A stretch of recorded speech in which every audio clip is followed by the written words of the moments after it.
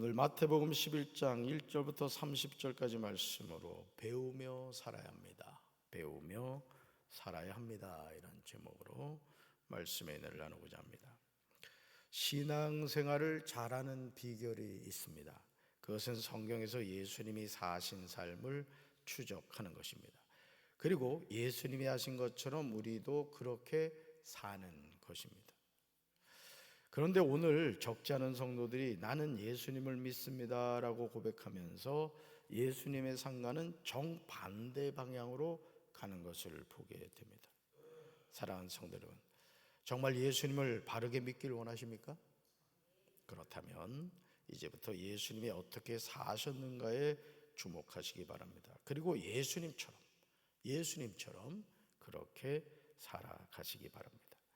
어느 순간 자신이 예수님의 사람이 되어 있음을 깨닫게 될 것입니다. 이것이 참된 그리스도인의 삶입니다. 예수님은 공생애를 통하여 가르치시며 전도하시는 삶을 사셨습니다. 예수님의 사역을 정리한다면 첫째, 따라합시다. 가르치는 일이었습니다. 둘째, 전도하는 일이었습니다. 여러분, 예수님의 삶을 돌이켜보면 예수님은 공생의 사역을 통해서 계속 가르치는 일을 하셨어요. 특별히 구약의 39권의 말씀을 통해서 그 말씀을 재해석해 주셨죠. 눈에는 눈, 이에는 이, 이런 것에 대해서 원수를 사랑하라 이렇게 재정의를 해 주셨죠. 그리고 예수님은 전도하는 일을 하셨습니다. 우리가 이 전도라는 것이 참 부담스러운 일이라 생각합니다만은 예수님 가시는 곳마다 복음 전하는 일을 하셨습니다. 왜일까요? 예수님은 왜 가르치는 일과 전도하는 일을 위해서 이 동네에서 저 동네로 떠나신 것일까? 그 이유는 하나님의 백성임에도 불구하고 자신이 하나님의 백성임을 알지 못하는 사람들이 너무 많았기 때문에 그렇습니다. 오늘 저와 여러분이 참된 하나님의 자녀로 살기를 원한다면 우리는 하나님의 말씀을 끊임없이 배워야 됩니다. 그리고 배운 말씀을 붙잡고 아직도 영적인 무지의 세계에 있는 영혼들을 향하여 복음을 들고 나가야 됩니다. 이게 뭐라고요? 전도하는 일입니다. 전도하는 일. 여러분, 눈뜬 시각장애인 아시죠? 저도 어린 시절 그 눈뜬 시각장애인을 본 기억이 나는데 정말 눈이 똑같아요, 우리랑. 그런데 앞을 보질 못하는 거예요. 오늘 영적으로 이 눈뜬 맹인들, 시각장애인들이 많습니다. 정말 놀라운 것은요, 교회 바로 옆에 살고 있음에도 불구하고 강경제일감리교회가 있다는 걸 모르는 사람이 있어요. 여러분 이해가 안 가시죠? 영의 눈이 가려지면은 바로 옆에 있는 예배당도 보지를 못하게 되는 거예요. 여러분, 우리는 전도를 특별한 소수의 사람이 행하는 일로 생각하죠. 하지만 예수님이 전도하기 위해서 여러 동네를 떠나 다니셨듯이 우리 또한 주변에 있는 이들에게 복음을 전하여 그들을 전도해야 될 줄로 믿습니다. 추수해야 되는 거예요. 사람은 누구나 연약한 존재임을 잊지 말아야 됩니다. 세례요한이 누구입니까? 그는 광야에서 외치는 자의 소리였습니다. 그는 예수님이 오실 길을 예비하는 사람이었어요. 세례 요한은 광야에서 메뚜기와 석청을 먹으면서 오실 메시아를 고대했던 사람이에요. 사실 이 세례 요한은요, 제사장의 아들이었기 때문에 아버지를 이어서 자연스럽게 제사장의 직을 승계해 가는 사람이란 말이에요. 고생할 필요가 없죠. 근데 하나님의 부르심을 받아서 광야로 나갔고 거기서 메뚜기와 석청을 먹으면서 오실 메시아의 길을 준비하는 삶을 살았던 거죠. 그러니까 오늘 여러분, 우리가 하나님의 자녀로 살아가는 것도 마찬가지입니다. 사실 우리는 세상이라는 광야 가운데 살아가고 있는데 우리는 재림하실 예수님을 고대하면서 살아가고 있는 것이죠. 그런 요한이 오늘 놀랍게도 제자들을 예수님께 보내요. 이렇게 묻습니다. 읽어볼까요? 오실 그이가 당신이 오니까 우리가 다른 이들 기다리오리까. 오실 그이가 당신이 오니까 우리가 다른 이를 기다리오리까. 그렇습니다. 우리는 연약한 존재입니다. 누구나 연약한 존재. 언제든지 실족할 수 있고 넘어질 수 있는 사람입니다. 그러므로 이제 우리는 겸손히 주님만을 의지해야 될 줄로 믿습니다. 내가 뭐 믿음이 있는 것 같고 뭐 대단한 것 같고 이러지만요, 한순간에 무너집니다. 한순간. 원수 마귀는 끊임없이 우리를 의심케 한다는 사실을 기억하면서 큰 믿음을 구해야 될 줄로 믿습니다. 따라합시다. 주여, 나에게 큰 믿음을 주옵소서. 큰 믿음을 주옵소서. 믿음은 우리가 만들어내는 게 아니에요. 믿음은 하나님이 주시는 선물인 줄로 믿습니다. 그래야만 믿음의 선한 싸움에서 승리하게 됩니다. 하나님의 도우심이 없는 삶은 언제나 넘어지게 됩니다. 예수님이 행하신 모든 일은 복음 전파에 있음을 기억해야 됩니다. 세례 요한의 질문에 예수님은 이렇게 대답해 주시죠. 읽어볼까요? 맹인이 보며 못 걷는 사람이 걸으며 나병 환자가 깨끗함을 받으며 못 듣는 자가 들으며 죽은 자가 살아나며 가난한 자에게 복음이 전파된다고 하라. 그러니까 세례 요한이요, 감옥에 갇히면서 의심을 하는 거예요. 저분이 정말 메시아가 맞는가, 이런 마음이 들었던 거예요. 사랑하는 성도 여러분, 우리는 신앙생활을 하면서 본말 전도가 되어서는 안 됩니다. 예수님에 대해서 오해하면 우리는 능력이 있는 의사로 생각하기 쉬워요.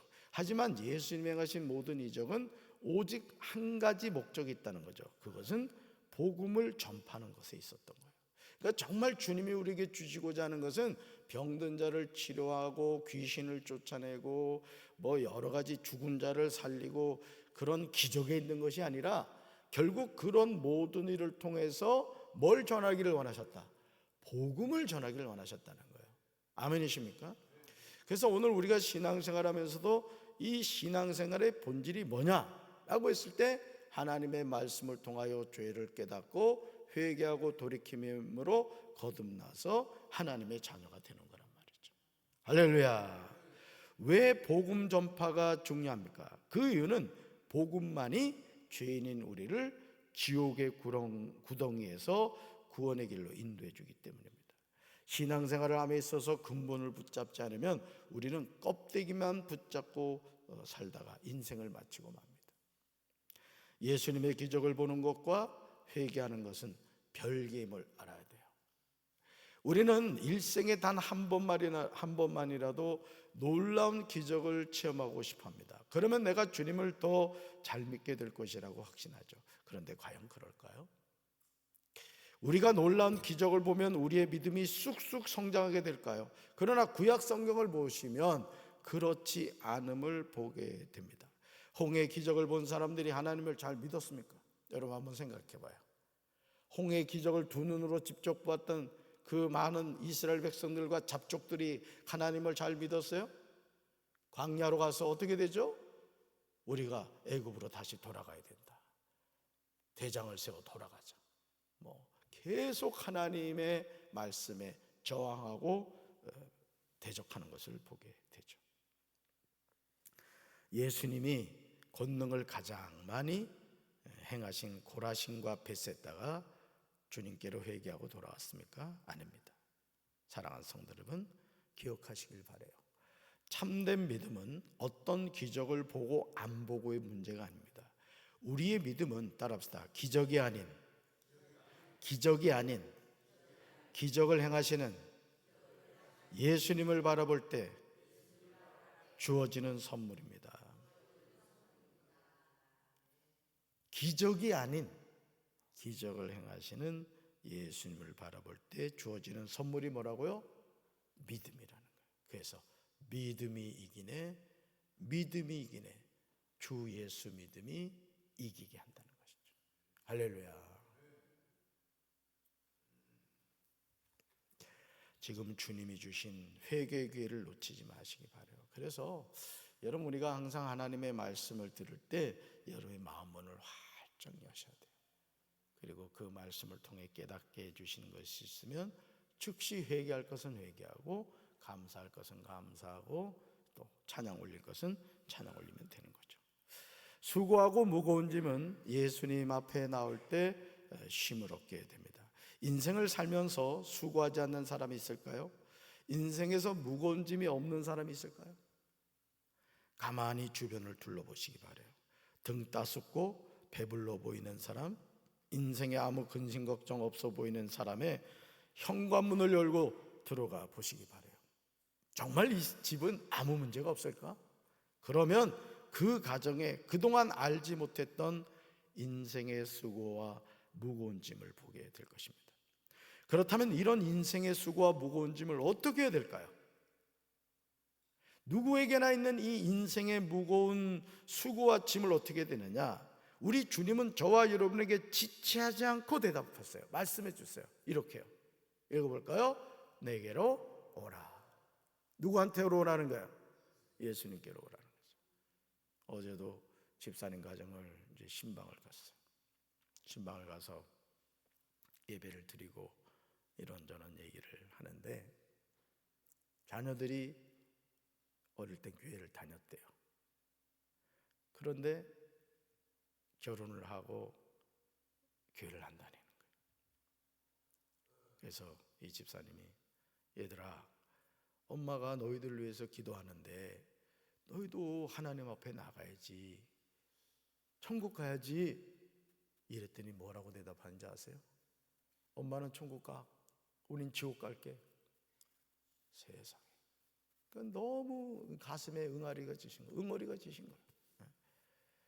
아무리 그래도 그렇지, 어머니가 얘들아 너희들 예수 믿고 천국 가야지 하면, 엄마 알았어, 우리도 가도록 할게, 이렇게 얘기를 해야 되잖아요. 그래서 제가 그랬어요, 그 집사님한테. 집사님, 그거는 자녀들이 하는 말이 아니요, 그 자녀들 배후에서 마귀가 집사님 낙심시키려고 하는 거야. 절대 그거 흔들리지 말고 우리 세 가지 뭐야? 첫째, 항상 기뻐하고, 쉬지 말고 기도하고, 범사에 감사하고, 그렇게 살라고 얘기했어요. 잘했죠? 여러분도 그러셔야 된단 말이에요. 아멘이십니까? 절대 자식 바라보지 마세요. 여러분이 낳은 자식이라 할지라도 그 자녀를 구원하는 것은 하나님입니다. 제가 그 집사님한테도 드렸던 말씀이 그거예요. 집사님, 자녀를 집사님이 구원하는 거 아니야. 낙심하지 말고 하나님께 맡기고 기도하시면 된다, 제가 그랬어요. 여러분, 인생의 수고와 무거운 짐을 어떻게 됩니까? 주님이 우리에게 뭐라고 말씀하세요? 내게로 오라. 그리고 또 이렇게 말씀하세요. 읽어볼까요? 내가 너희를 쉬게 하리라. 아멘. 주님이 우리를 쉬게 하신대요. 그래서 우리는 누구 앞에 나와야 돼요? 주님 앞에 나와야 돼요. 주님 앞에. 주님만이 우리의 소망이 되신다고. 자식들한테 네가 그럴 줄 몰랐다고 그럴 얘기 할 필요도 없어요. 그래서 맛있는 거 있으면은 애들 오기 전에 다 드시란 말이에요. 그냥 절대 통장 보이는데 놔두면 안 돼. 빵원으로 된 통장만 놔둬. 이렇게 되도록 보이는 곳에. 그래서 우리 부모님이 돈이 없구나, 이걸 알려줘야 돼. 참 별걸 다 가르쳐주고 있어요. 정말 놀랍지 않습니까? 인생의 여정에서 참된 안식을 얻은 때가 언제입니까? 여러분 생각해 봐요. 그래서 고생과 수고가 다 지난 후 영원한 천국에 주님 배울 때 왜 그 찬송가 가사도 있잖아요. 여러분, 언제 참된 안식을 얻으셨어요? 지금 주님의 품에서 쉼을 누리고 계세요? 우리는 마음이 온유하고 겸손하신 예수님을 배워야 될 줄로 믿습니다. 그럴 때 우리는 마음의 쉼을 얻게 되는 거예요. 그러니까 여러분, 참 우리가 이렇게 살아가면서도 그런 것 같아요. 늘 쉽지 않은 인생이잖아요. 그렇죠? 어때요? 살만해요? 인생 80 가까이 살아보니까 살만하세요? 우리 유동인 권사님 90 이제 다 되셨는데, 여러분, 우리가 이 육신의 장막을 벗는 그 순간까지 인생의 수고와 무거운 짐은 늘 우리를 짓누르죠. 그러나 예수님이 해결하실 인생의 문제는 없다는 거죠. 여러분, 예수님은 마음이 온유하고 겸손하신 분인데 우리는 마음의 쉼을 얻게 돼요. 여러분, 30절에서 주님이 이렇게 말씀하시죠. 읽어볼까요? 이는 내 멍에는 쉽고 내 짐은 가벼움이라 하시니라. 아멘. 그렇습니다. 사랑하는 성도 여러분, 우리 예수님이 해결하지 못할 인생의 문제는 없어요. 믿습니까? 그러니까 우리가 예수님 앞에 나오는 이유는 예수님이 해결하지 못할 인생의 문제가 없다는 걸 믿기 때문이에요. 이제 우리는 예수님 앞에 나와야 될 줄로 믿습니다. 불면증으로 고통당하십니까? 교회로 오세요. 예배당에 나와서 기도하세요. 예수님을 찾으세요. 그럼 예수님이 참된 평강을 주실 줄로 믿습니다. 그리고 자신의 모든 무거운 짐을 믿음으로 맡겨야 돼요. 어제 신방 가서도 제가 성경을 이렇게 들면서, 집사님, 여기 집사님의 무거운 짐이 있어. 잘 봐봐. 집사님이 하나님이라고 생각해. 자, 두 손 벌리라고. 벌리더라고. 자, 집사님 무거운 짐이요. 자, 하나님한테 맡길게. 딱 맡겼어요. 자, 내 손에 짐이 있어요, 없어요? 때 없다는 거예요. 우리 인생 그런 겁니다, 여러분. 하나님이 우리가 원하시는 것은, 여러분 그렇잖아요. 어느 부모가 먼 길을 가는데 무거운 짐을 자녀에게 짊어지울 부모가 어디 있냐고요. 그냥 걸어가게 하죠. 무거운 짐은 누가 집니까? 부모님이 지죠. 우리 하나님도 마찬가지죠. 우리 인생의 무거운 짐은 하나님께 맡기기를 원하신단 말이에요. 할렐루야. 오늘 많은 사람이 인생의 참된 쉼을 누리지 못하고 살아갑니다. 주말에 들과 산으로 쉼을 얻기 위해서 동분서지하지만 오히려 도로에서 모든 시간을 허비하고요, 월요일에 무거운 몸으로 출근을 합니다. 쉼을 얻겠다고 들로 산으로 갔는데 오히려 더 몸은 피곤한 거예요. 왜? 여러분, 그렇게 쉼을 얻는 게 아니에요. 우리 인생은 하나님이 주시는 쉼을 얻어야 되는 거예요. 금덩어리 끌어안고 그냥 맨날 근심 걱정하는 인생들이 얼마나 많은지 알아요? 세상이 높은 자리에 올라가면 성공하는 줄 알았는데 높은 자리에 올라가가지고 늘 그냥 고통당하는 영혼들이 많다고요. 어느 위치에 있든지 우리는 항상 주님께 우리 인생의 짐을 맡기고 주님 안에서 참된 쉼을 누려야 될 줄로 믿습니다. 읽어볼까요? 참된 쉼을 주시는 분은 내가 너희를 쉬게 하리라는 예수님이 주심을 깨달아야 합니다. 아멘. 내가 너희를 쉬게 하리라. 예수님이 우리를 쉬게 하신대요. 우리 마음이 쉼을 얻게 될 줄로 믿습니다. 오늘도 주님이 주시는 이 평안함과 이 안식을 누리면서 항상 기뻐하고 쉬지 말고 기도하고 범사에 감사하며 주님과 동행하는 이 하루가 되기를 주님의 이름으로 축원합니다. 가슴에 손 얹겠습니다. 수고하고 무거운 짐진 자들아 다 내게로 오라. 내가 너희를 쉬게 하리라고 말씀하신 주님, 오늘 우리가 이 땅을 살면서 인생의 참된 쉼을 누린 때가 언제입니까? 우리는 인생의 무거운 근심과 걱정을 하며 감사하지 못하고 불평과 원망에 빠져 살아갈 때가 많습니다. 주여, 우리에게 믿음을 허락하여 주셔서 주님이 주신 평안함, 주님이 주신 참된 쉼을 누리며 살아가는 우리의 삶이 되게 하여 주시옵소서. 오늘도 살아계신 하나님을 의지하며 하나님과 동행하는 이 하루가 되게 하옵소서. 예수님 이름으로 간절히 기도합니다. 아멘.